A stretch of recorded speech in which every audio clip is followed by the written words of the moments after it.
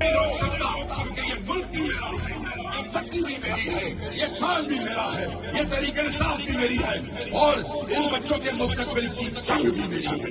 اس کے لیے چاہے جان چلی جائے، اس کے لیے چاہے مال چلا جائے، وعدہ کرو کہ پرامن احتجاج کرو گے، خان کی ہڑتال پر نکلو گے، بتائیں نکلیں گے یا نہیں نکلیں گے؟ اور یہ جلسہ دیکھیں اسلام آباد میں کیا ہوا، ہزاروں لوگ لاکھوں کی تعداد ہونے لگی۔ اس وقت اس انتظامیہ کو، اسلام آباد کی وسائی حکومت کو جب اسٹیبلشمنٹ کو یہ اندازہ ہوا ایک جنگ وفیر ہوگا، صحابی سے بھی بڑا جلسہ ہوگا، تو پھر ٹانگے اور پھر نندے پلے کو نیچے رہا، پھر تلے آتے آ گئے، پھر کہتے ہیں خدا خان نال گل کرو۔ وہ ایک شخص جو جیل میں بیٹھا، خان باہر بھی نہیں تھا، اور تم نے کیا کیا؟ تم نے موٹر وے بند کی ہے۔ موٹر وے پاکستان کی تاریخ میں موٹر وے کے درمیان ٹرک اور ٹرالے کھڑے کیے گئے، کس کے خوف سے؟ خان کے خوف سے۔ تم نے انٹرچینج بند کیے، کس کے خوف سے؟ تم نے ہمارے بچوں میں پرچے دیے کہ وہ اسلام آباد سے پہنچ سکے، کس کے ڈر سے؟ تمہیں وہاں جا کے علی امین کے پیروں کو ہاتھ لگانا پڑا، کس کے ڈر سے؟ اور صبح 7 بجے تم نے جیل کھلوائی، کس کے ڈر سے؟ اس فسادیت کے دوران اتنے مشکل اور کٹھن وقت میں اپنی پارٹی کے کنونشن کے لیے یہ وقت نکالا ہے، تو آپ کا بہت بہت شکریہ۔ میں آپ کے پاس آپ کے قائد کا ایک پیغام لے کے آیا ہوں، اور وہ پیغام بہت ضروری ہے کہ آپ کو سنیں۔ کچھ چیزیں ہیں جو میں آپ کے سامنے رکھوں گا، اور مجھے امید ہے کہ آپ اسے دل سے سنیں گے، اور پھر اپنے خان کی رہائی کی جدوجہد کی تحریک میں آپ سب صف اول کے مجاہد بنیں گے، اور آپ سب آگے رہیں گے۔ اپنے ذہن میں رکھیے گا کہ جو فسادیت آج پنجاب میں ہے وہ آج سے پہلے کبھی نہیں تھی۔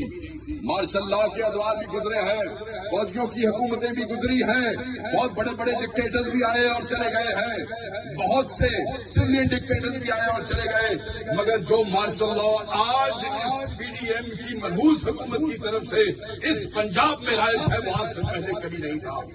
آج آپ کے بولنے پہ پابندی ہے، آپ کے بات کرنے پہ پابندی ہے، آپ کے باہر نکلنے پہ پابندی ہے، آپ کی اظہار رائے جو ہے اس کو بند کیا گیا ہے، آپ کے ہونٹ سینے کی کوشش کی گئی ہے۔ آپ کو اتنا بھی حق نہیں ہے کہ آپ پرامن احتجاج کر سکے، آپ کو اتنا بھی حق نہیں ہے کہ جب آپ کو خان کی کال آئے کوئی پرامن ریلی نکال سکے، آپ کو کوئی یہاں سے اسلام آباد جانے نہیں دیتا ہے۔ جب بھی جلسے کی کال آتی ہے تو اس سے ایک رات پہلے آپ کے گھروں میں چھاپے پڑنے لگ جاتے ہیں، آپ کے دوستوں اور بھائیوں کو اٹھایا جاتا ہے، آپ کے ایم پی ایس کو روکا جاتا ہے، آپ کی تنظیم کے دوستوں کو پابند سراسر کیا جاتا ہے، اور یہ سب کس لیے؟ صرف اس لیے کہ آپ بول نہ سکے۔ جہنم کے غیور دوستوں، مجھے بتاؤ کیا اس طرح بھی کوئی تمہارے ہونٹ سی سکتا ہے؟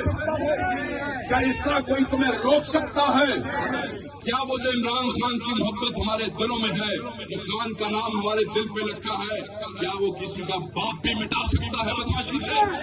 مجھے جواب دیجیے گا۔ میں آپ سے بات کرنے کے لیے آیا ہوں، میں کوئی جلسے کی تقریر کرنے نہیں آیا ہوں۔ بات کروں گا تو مجھے سمجھ آئے گی کہ آپ کس لیول پہ بیٹھے ہیں۔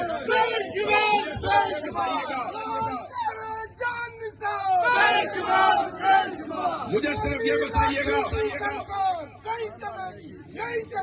مجھے صرف یہ بتائیے گا، خیر دیجیے ذرا، مجھے صرف یہ بتائیے گا کہ کیا آپ نے اس فسادیت کو محسوس کیا یا نہیں اپنے ارد گرد؟ کیا آپ نے اپنے دوستوں کو جیلوں میں جاتے ہوئے دیکھا کہ نہیں؟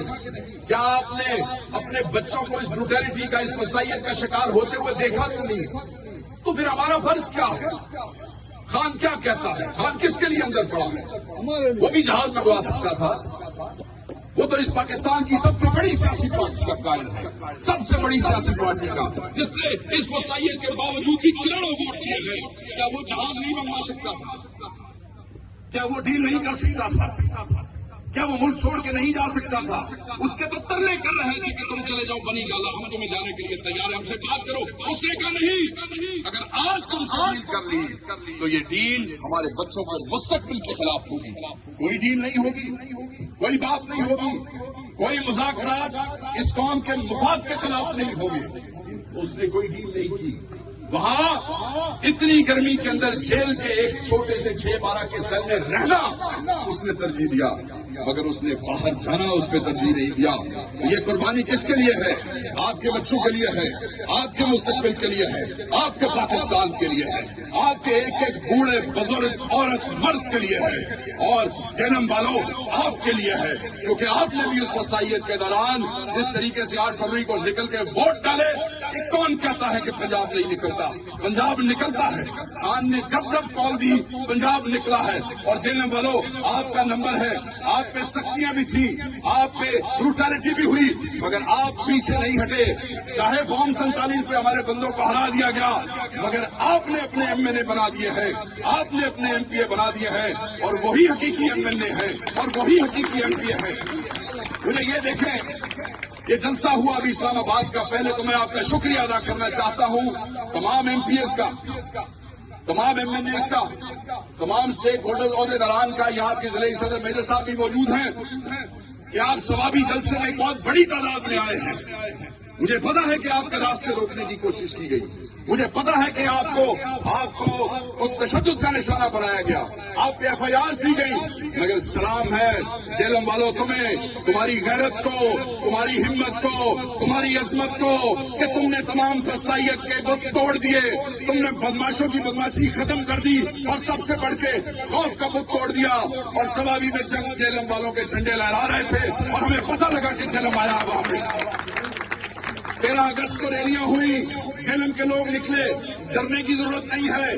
جب تمہاری بیٹی پہ بات آئے گی، جب تمہاری ماں پہ بات آئے گی، جب تمہارے بیٹے پہ بات آئے گی، جب تمہارے رشتہ داروں پہ بات آئے گی، تب تو تم لڑو گے. تو یہ ہمارا قید تو ہمارے رشتوں سے بڑھ کے ہمارے لیے عظیم ہے. جب اس میں بات آئے گی تو کیوں نہیں کھڑے ہوگے؟